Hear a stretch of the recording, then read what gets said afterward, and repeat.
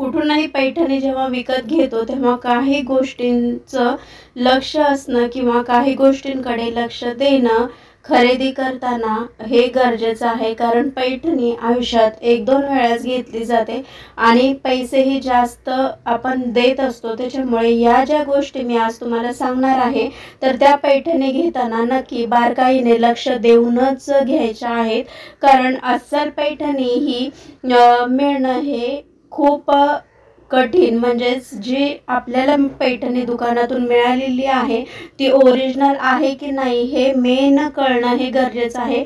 तेच मी आजच्या व्हिडिओमध्ये पैठणी घेताना बारकाईने ओरिजिनल गोष्टी आहेत की नाही त्या पैठणीमध्ये आणि डुप्लिकेट कुठल्या, कसे ओळखायचं ओरिजिनल आणि डुप्लिकेट, हे काही जे मुद्देसूद मी आज तुम्हाला सांगणार आहे गोष्टी।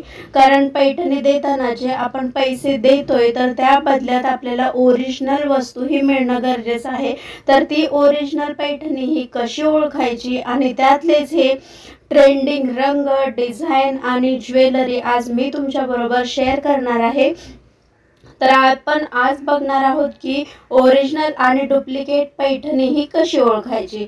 आता त्यातलाच पहिला पॉइंट पहिल्यांदा बघूया, तर तो म्हणजे ओरिजिनल पैठणी ही नेहमी हाताने विणलेली असते आणि त्याचं काम जे आहे तर एकदम परफेक्ट, ॲक्युरेट आणि खूपच सुंदर काम असतं। आता एखादी मोराची डिझाइन असेल तर ते हाताने विणलेली असते आणि ती एकदम परफेक्ट काम असतं आणि हाताने विणल्यामुळे तिला एकदम छान असा सोबरपणा आणि सुंदर दिसत असते ती।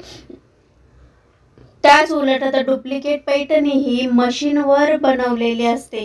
मशीनवर बनवल्यामुळे काय होतं की ही थोडी दबली जाते आणि थोडीशी चपटी दिसत असते आणि जे आपण हाताने विणलेली पैठणी असते ती थोडी फुगीर पण एकदम सुंदर नक्षीकाम आणि इकडे इकडे न जाता एकदम ॲक्युरेट काम असतं। त्या उलट डुप्लिकेट पैठणी ही मोराची डिझाइन वगैरे एकदम सुबक नसते आणि ते थोडंसं काम इकडे तिकडे झालेले असतं। त्याच नंतर दुसरा पॉइंट बघायचा तो म्हणजे जे यूज केलेले धागे असतात तर ते ओरिजिनल पैठणीला खऱ्या सोन्याचे किंवा चांदीचे यूज केलेलं असतं। जेव्हा विणकाम असतं तर ते खऱ्या सोन्याच्या किंवा चांदीच्या धाग्यांनी विणलेलं असतं आणि तेच उलट डुप्लिकेट पैठणी बघाल तर कृत्रिम धाग्यांपासून, म्हणजेच त्यामध्ये साधेही दोरे वापरलेले असतात आणि ते जेव्हा आपण पैठणी घेतो आणि जेव्हा बरेच वेळा आपण धुतो किंवा ड्रायक्लीनला टाकतो तेव्हा ती काय होते की ती काळपट पडते किंवा धागे जे आहेत तर ते सुटायला लागतात।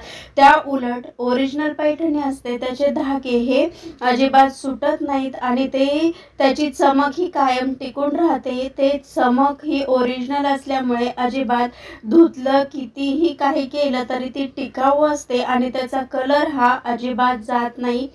आणि जेव्हा ते कलर जे आहेत, आता कलरचं बोलाल तर एखादी पैठणी आपण घेतो विकत तेव्हा ते कृत्रिम रंग वापरलेले आणि डुप्लिकेट कलर वापरलेले हे लगेच कळतात आणि त्या धाग्यानुसार ते जसजसे दिवस पुढे जातात तसं पैठणी ही खराब होऊन जाते। त्याच पद्धतीने आता दुसरा म्हणजे सोपा की नक्की ओरिजिनल पैठणी ओळखायची कशी, हे सगळं न बघता जर पैठणी ओळखायची असेल ओरिजिनल कुठली तर ते म्हणजे ओरिजिनल पैठणी ही डुप्लिकेट पैठणीच्या मापाने थोडीशी जड असते। ओरिजिनल पैठणीमध्ये केलेलं काम हे सुबक सोने, चांदी आणि मस्त अशा कृत्रिम धाग्यांचा वापर केल्यामुळे ती थोडीशी जड असते आणि याच उलट जी आपण डुप्लिकेट पैठणी घेतो ती एकदम हलकी असते, त्याच्यामध्ये कलर एकदम हलक्या पद्धतीचे यूज केलेले असतात। धागे बोलाल तर साध्या दोऱ्यांचा वापर केलेला असतो आणि किंमत एकदम कमी असते। त्याच पद्धतीने एकदम लाईट वेट असते। या उलट ओरिजिनल पैठणी ही डुप्लिकेट पैठणीच्या मानाने ही जड असते आणि त्याचं काम हे एकदम अप्रतिम सुबक असतं. त्या विरुद्ध डुप्लिकेट पैठणी ही एकदम साध्या दोऱ्याने वापरलेली असते आणि एकदम हलकी असते. तर अशा पद्धतीने तुम्ही हातात घेताच ओळखू शकता ओरिजिनल आणि डुप्लिकेट पैठणी कुठली आहे.